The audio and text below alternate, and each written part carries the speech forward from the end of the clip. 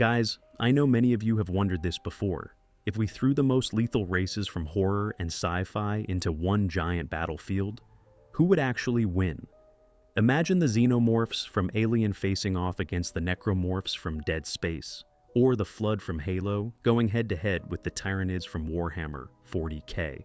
Absolute chaos. That's why in this video, we're going through the most brutal species ever created. I'll break down their abilities, their strengths, and why they're a threat to everything alive. And at the very end, we'll figure out which one would dominate them all. Get ready, because we've got aliens, mutants, parasitic monsters, invaders from movies, video games, even literature. This list is going to be absolutely insane. The Arachnids, better known simply as the bugs, come from the scorched world of Cthulhu, a planet of deserts and rock where nothing survives unless it evolves into pure brutality. And that's exactly what they did. These creatures live under a hive mind structure controlled by the terrifying brain bugs and queens, psychic centers that coordinate entire armies like pieces on a board. Without them, the swarm collapses. But killing one is nearly impossible because the entire planet seems to throw itself at you to protect them. Physically, they are nightmares of evolution. The warrior bugs, the most common caste, are fast, heavily armored, and perfectly designed to shred anything in their path. Then there are the tiger bugs, even tougher, genetically engineered killers that standard weapons barely scratch. Acid-spitting variants exist too, capable of dissolving metal and flesh in seconds, while the colossal tanker bugs spew burning liquid like living flamethrowers, tearing through fortifications as if they were made of paper. Some even launch plasma blasts into space, shooting Federation ships straight out of orbit. And high above, the kamikaze bombers and flying ripplers crash into enemy lines with suicidal precision, turning entire battlefields into burning chaos. But the real terror lies in the brain bugs and the queens. The brain bugs don't just command, they learn. They analyze tactics, adapt mid-battle, and coordinate millions with terrifying efficiency. The queens, on the other hand, produce armies at a pace that defies logic. Entire planets fall because the swarm doesn't stop, ever. Kill one wave, and another replaces it minutes later, stronger and angrier than before. Of course, they aren't invincible. Their entire strategy depends on centralized command. So, if the brain bug dies, coordination falls apart. But good luck getting through millions of claws, acid spitters, and plasma artillery to reach it. Some castes have obvious weak points, like the rhino bugs with softer armor on their backs, but exploiting that means getting close enough to die horribly 9 times out of 10. And yet, for all their numbers, for all their firepower, there are creatures out there that don't need an empire or a queen to bring a world to its knees. Some species kill for survival, others kill for territory. But what comes next? It kills for hunger, and it doesn't stop until nothing breathes. The Bioraptors come from the desolate planet M6117, a world of endless rock and desert winds where nothing survives for long. Once, life clung to the shadows of this place. Now it doesn't, because the Bioraptors killed it all. Over time, they became the apex predators of their planet, evolving into the kind of hunting machines that empty ecosystems until there's nothing left but silence and bones. When they reach adulthood, they transform into large, winged predators built for one thing: killing fast and killing efficiently. Their heads are shaped like spinning blades of metal, long and sharp like guillotines, packed with rows of massive teeth that can shear through flesh and bone in seconds. They don't have eyes. They don't even have noses. Instead, they rely on a hyper-developed sense of smell, so precise it makes vision unnecessary. Their bodies look like compact predatory dragons, with folded wings, long claws, and tails that let them dive through caverns at terrifying speeds. And this is what makes them horrifying. When the eclipse falls on M6117 and the sunlight fades, the Bioraptors leave their caves and everything dies. They sweep across the terrain in packs, moving like living storms, consuming every living thing in their path. They turn their planet into a barren rock, not because they wanted to conquer it, but because they couldn't stop killing long enough to keep it alive. But evolution left them vulnerable. For all their speed and savagery, they have one natural enemy: light. UV radiation burns through their skin as if their entire nervous system were were wired to overload when exposed. A single flashlight beam eats into them like acid, which is why they wait deep underground for the darkness of an eclipse to set them loose. Their bodies have another weakness. The armored skull that smashes through rock is nearly unbreakable, but their abdominal plates are thinner. Riddick himself killed one by gutting it open, slicing straight through its underbelly before it could react. It's a weakness that only matters if you survive long enough to exploit it. Most people don't. And intelligence? Almost none. They hunt by instinct, not strategy, wiping out every food source without ever realizing they're ensuring their own extinction. That's why the planet is dead now. The top predator was too good at its job. But when the light fades and the caves open, there is nothing faster, deadlier, or hungrier than a Bioraptor. Even the Arachnids would think twice before landing on this planet, because when night falls, that planet belongs to them. Also known as the Horde, these creatures were originally human, genetically altered and transformed into something entirely new.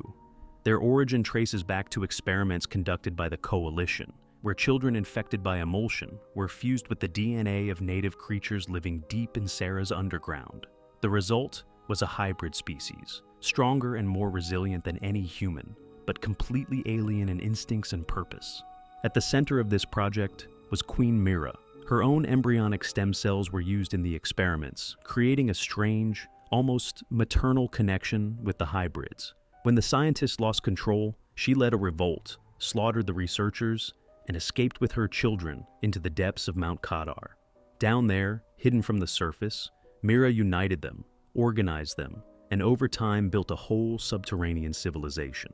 Under her command, the Horde prepared for war.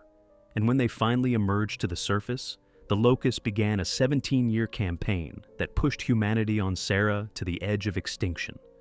Their physiology varied across castes, but all shared the same core traits: bipedal, extremely muscular, with dense, hardened skin and heavier bone structures than any human. They were taller, physically stronger, and more resistant to environmental hazards, adaptations born from the hostile underground world they called home.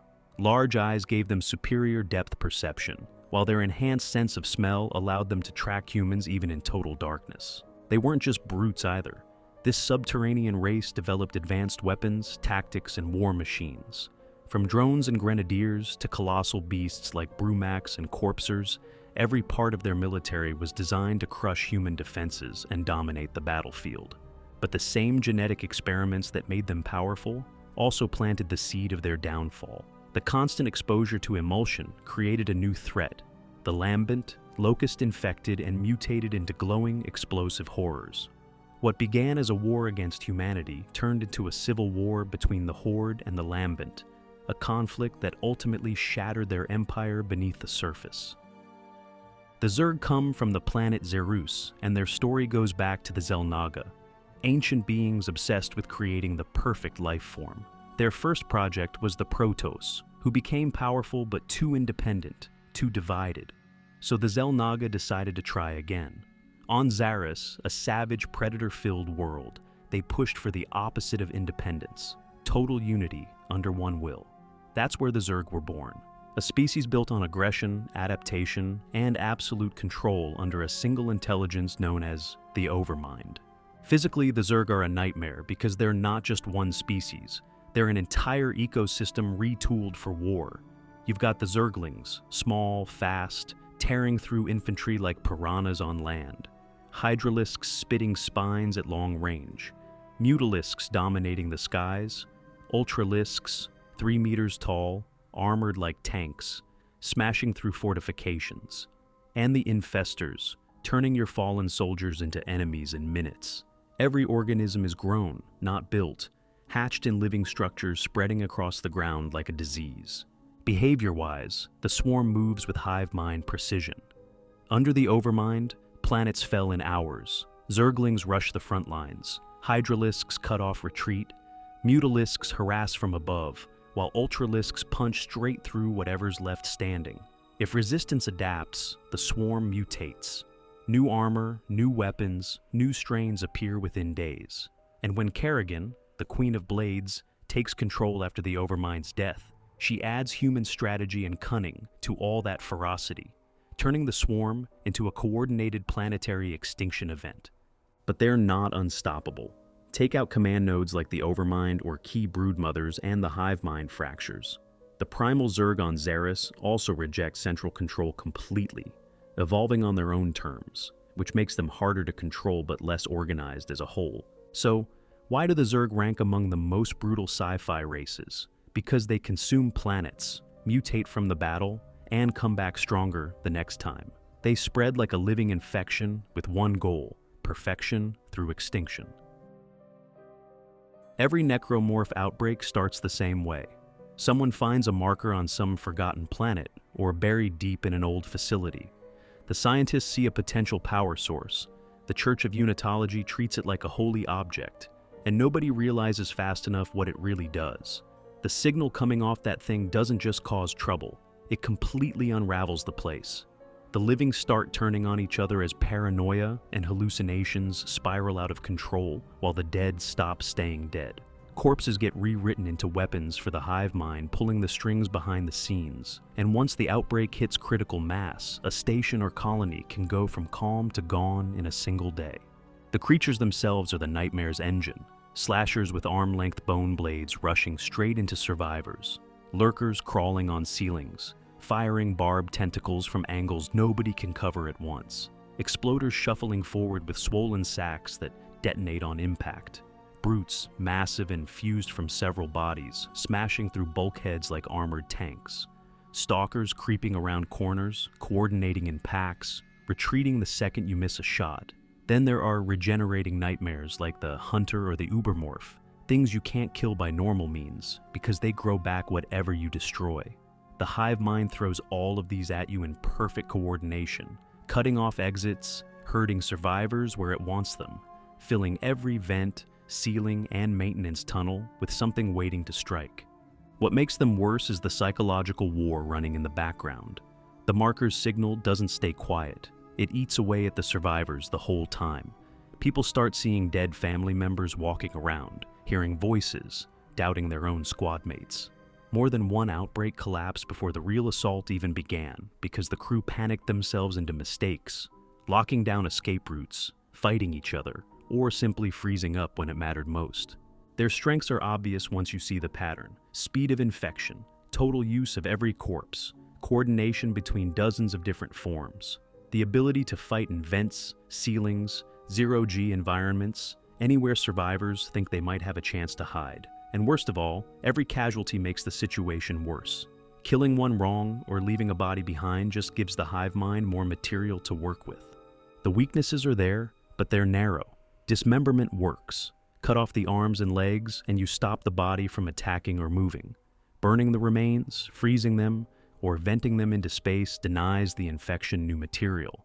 Destroying the marker or the hive mind behind it shuts down coordination completely, but good luck reaching either when the entire facility is already crawling with monsters. This is why the Necromorphs rank so high on any list of terrifying sci-fi creatures. It's not just the body horror, it's how fast the math turns against you. One outbreak on a mining ship or research station, and every hallway, air duct, and escape route is enemy territory before the first response team even shows up. Survivors run out of time long before they run out of ammo. The Angels of Death are nightmare fuel with a vague humanoid shape, but everything about them screams predator. Their entire bodies are wrapped in layers of exoskeletal armor plates, overlapping like living tank armor. No one ever sees eyes on them because they don't have any. These things are completely blind. Instead, they hunt through sound, cover the wrong vent, drop a tool in the wrong hallway, and they're already on top of you before you can take the next breath. The front of their heads carries a set of sensitive plates that shift and extend like some kind of living sonar dish, measuring direction and distance the moment a noise breaks the silence. The back of the head can unfold into a massive drum-like organ, almost like a biological radar array, boosting their hearing to absurd levels. There's debate on whether they're truly intelligent or if they just run on instinct. They don't talk, don't coordinate visibly, but when they hunt, they do it with terrifying precision. They rarely stop to feed on what they kill, which makes them worse. Most predators at least slow down after a kill.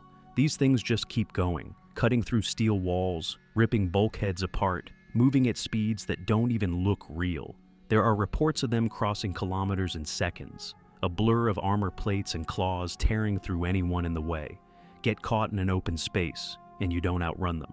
You don't even get the chance to try. For all that brutality, the Angels of Death do have weak points. High-frequency sound throws them off completely. It disorients them, sometimes even drops them to the floor in pain, leaving them open long enough to escape or fight back. And the second film showed something nobody expected. They can't swim. Water drops them straight to the bottom. No thrashing, no struggle, just gone under the surface like a stone. Maybe they drown, maybe they just sink, but either way, on a planet surrounded by water, that's a serious flaw. That combination, speed, armor, total reliance on sound, and a few rare counters, makes the Angels of Death one of the most dangerous things you could run into in any science fiction setting.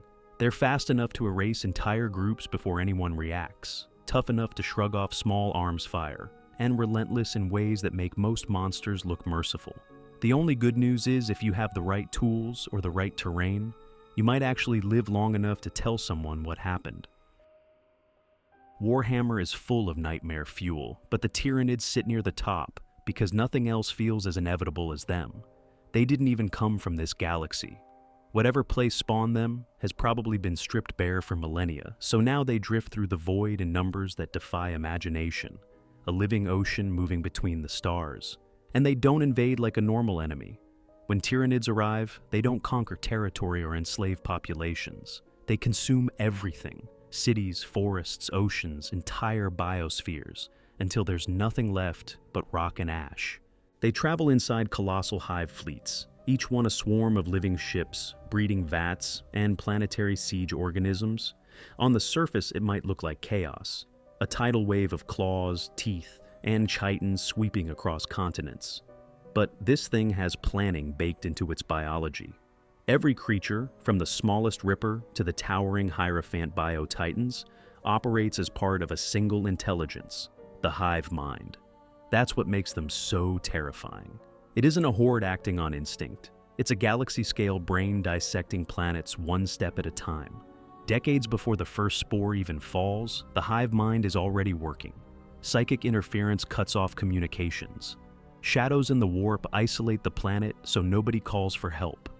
Cults start appearing in the underhives and rural zones, entire populations worshipping the coming swarm without realizing they're helping pave the way for their own extinction. By the time defenders even see a Tyranid, the planet's already compromised socially, militarily, and spiritually. On the ground, the variety is absurd. Gaunts, gargoyles, warriors, carnifexes, the list goes on for pages. Some creatures regenerate. Others carry acidic blood that melts through armor. Synapse creatures act like living command nodes, boosting coordination across kilometers. Above all of them is the Hive Tyrant, sometimes called the Lord of the Swarm, a specialized avatar the Hive Mind spawns to personally annihilate anything tough enough to resist assimilation. Imperial Knights, Chaos War Bands, even demon incursions. That's right, the Tyranids have figured out how to fight entities from the warp itself. When they kill demons, whose bodies usually vanish back into the immaterium, leaving nothing behind, the swarm actually learns how to harvest what little remains long enough to gain something from it. That level of adaptation is on another scale entirely, and that's the real nightmare with the Tyranids. Hyper-adaptability. They don't just hit a planet once. If by some miracle the defenders manage to burn a hive fleet out of the sky, spores stay buried in the soil, evolving for years or centuries. The next time the swarm comes back, it's already specialized to counter whatever beat it the first time. Weapons, tactics, environments, nothing works twice. They've even been seen breaking down Necrons, those living metal nightmares, even though the effort barely gives them anything useful, because necrodermis is almost impossible to digest. That they even tried tells you everything about how far the hive mind is willing to push evolution itself as a weapon. Weaknesses exist, but they're thin. Kill the synapse creatures and you can disrupt local coordination for a while, turn the smaller organisms feral, maybe even push the swarm back temporarily. Exterminatus level cleansing, Virus bombs, cyclonic torpedoes, planet-killing fire can burn away biomass before the Tyranids consume it, denying resources to the fleet. But hive fleets span entire systems. They can afford losses most enemies can't even imagine, and they learn from every defeat. That's why the Tyranids rank so high among the most dangerous factions in Warhammer. They aren't just monsters or invaders, they're a problem-solving ecosystem the size of a galaxy. One that eats worlds, adapts to anything, and never stops coming. You don't beat them. At best, you buy a few more years before the next swarm arrives, bigger, meaner, and smarter than the one you barely survived. The Xenomorphs sit at the center of the Alien franchise, and over time their origin story has expanded into something far stranger than the simple space monster we first met in 1979. With Prometheus and Alien Covenant, we learned that the engineers, that ancient godlike species, created a bioweapon called the Black Goo. Their experiments, combined with the rogue synthetic David's obsession with perfect organisms, eventually led to the Xenomorph we know from the classic films. The comics complicate things even further, hinting that they might be far older than the movies let on, maybe existing long before the engineers even stepped in. Whatever the truth, every version agrees on one thing. Xenomorphs are apex predators built for one purpose: spreading across ecosystems and wiping out anything in their path. Physically, they're nightmares made efficient. The tall, elongated humanoid shape, the exoskeletal armor, the claws that can tear through metal doors and human bodies with the same ease. Everything about them is designed for speed, strength, and lethality.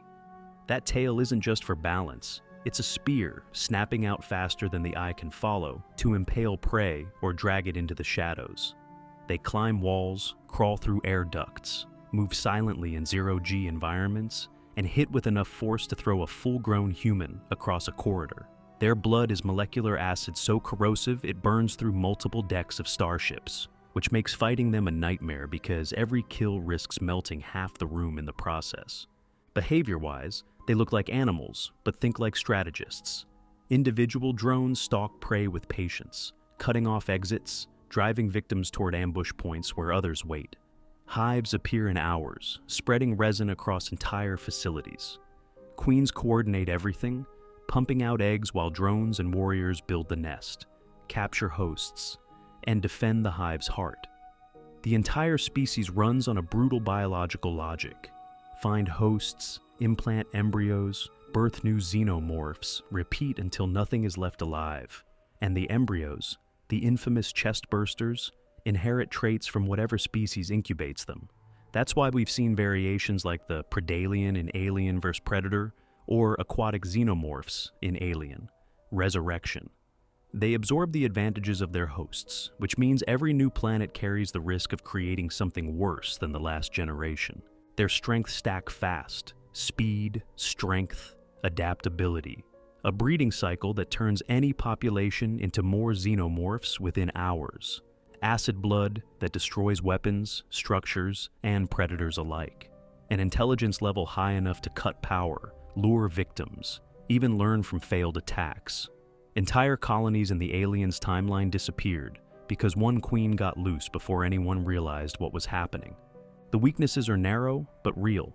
Extreme cold slows them down. Fire and high-caliber weapons can kill them if you can survive the acid splash. Destroying the queen or the hive core can collapse the local population, though hunting one in its own nest is basically suicide. And unlike the Tyranids or Necromorphs, they don't coordinate across planets or star systems. Each infestation is local, which is the only reason humanity survives long enough to keep making bad decisions about keeping specimens alive for research. The reason Xenomorphs rank so high among sci-fi's most dangerous creatures is simple. One egg on the wrong ship, one hive on the wrong planet, and you're done.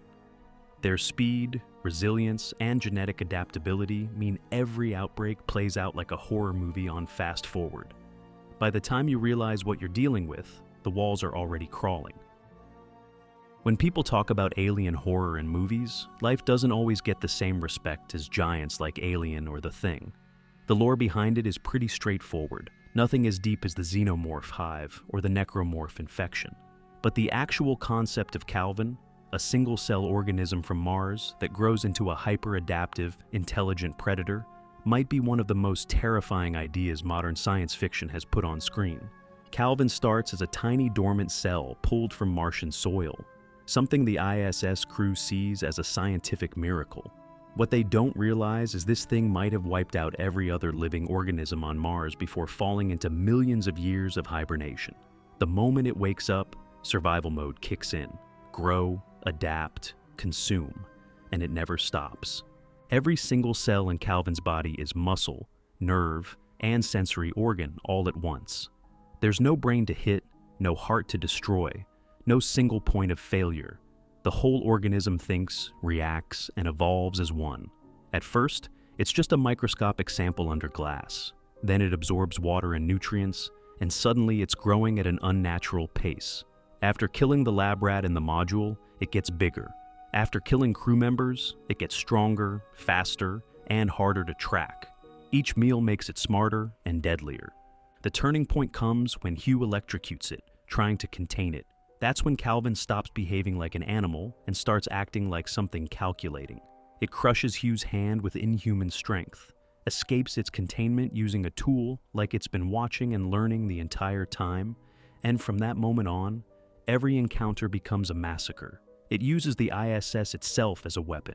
Air vents, airlocks, dark maintenance shafts, cutting off life support, isolating crew members, and attacking when they're most vulnerable.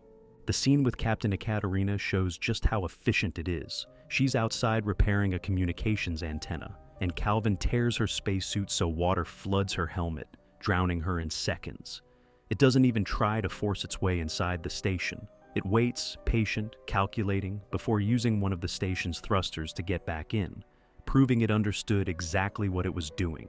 Its body only gets more grotesque as the story goes on. Translucent skin shows its circulatory system pumping beneath the surface. It feeds on human organs, animal tissue, even coolant from the station's systems to accelerate its growth. It survives fire, freezing, vacuum, and re-entry conditions that should kill anything else. Every time the crew thinks they've trapped it, Calvin adapts. A weapon or tactic works once, never twice, and it's smart. Too smart. By the time the last two survivors come up with a plan to lure it into a capsule and burn it up in Earth's atmosphere, Calvin flips the script completely. It kills David inside the pod and manipulates events so the rescue capsule ends up on Earth, while the other survivor drifts off into space. The final scene in Vietnam, with fishermen opening the capsule as Calvin feeds on the last astronaut, shows the nightmare didn't end on the ISS. It just changed planets. Weaknesses exist, but none last. Fire hurts it. Lack of oxygen slows it down. Extreme cold stalls it temporarily, but Calvin learns fast. Every failed attempt to kill it makes it harder to stop next time. That's why it sits near the top of the most dangerous creatures in modern sci-fi. Xenomorphs need hives. Necromorphs need corpses and a marker signal. Tyranids deploy entire hive fleets. Calvin needs none of that. One cell on one ship, and the planet is finished before anyone even knows what they're dealing with. The white spikes aren't just another alien invasion story.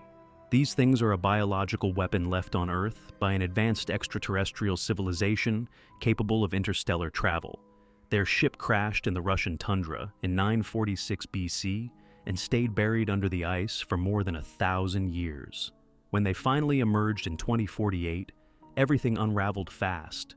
In just 3 years, they pushed humanity to the brink of extinction, dropping the global population to about 500,000 survivors. That's how aggressive, fast-breeding, and relentless they are. A plague given physical form. Physically, white spikes are built for destruction. They're pale white, almost ghost-like, with 6 limbs, 4 powerful legs for speed and stability, plus 2 smaller mantis-like arms designed for grabbing and tearing prey apart. Their heads carry multiple eyes on top and along the sides, giving them a massive field of vision and excellent night sight, which makes hiding from them nearly impossible. Their bodies are armored in light, but durable plating that shrugs off most conventional firearms, leaving only a few weak points exposed: the neck, the tentacles, and the underside of the torso. Everywhere else, you're wasting ammo. Their tentacles deserve special mention. Each one can launch hardened spike projectiles at terrifying speeds. turning every encounter into a firefight where only one side has unlimited ammunition. These things move fast, coordinate instantly, and hit from range before most soldiers can even aim. That armor, speed, and firepower combination is why they spread across the planet like wildfire. Nothing could pin them down long enough to stop them. And like many hive species, the white spikes follow a queen. She directs the entire swarm, laying thousands of eggs at a time, while the rest of the species fights with suicidal aggression to protect her. Kill 100 drones, 1,000, it doesn't matter. As long as the queen lives, the invasion keeps spreading. That's why the survivors eventually focused everything on finding and eliminating her. What makes the white spikes terrifying isn't just the body count, it's the speed of the collapse. Humanity went from dominance to near extinction in under 3 years. Cities fell, military forces were wiped out, ecosystems collapsed under the sheer scale of the slaughter. Their biology makes sense once you remember what they are: a weapons system, perfectly engineered to turn any planet into an empty rock as fast as possible. Their weaknesses, limited armor under the torso, and the queen's central role in reproduction, are the only reasons humanity survived at all. Without those, Earth would have gone the same way as whatever world these things were originally designed to destroy. Well guys, that's all for today. I've been wanting to start this series for a long time, and this first part barely scratches the surface. There are so many brutal, terrifying races in sci-fi that deserve the spotlight. So drop a comment and tell me which ones you think I missed. I'm already planning part 2, and it's going to get even darker.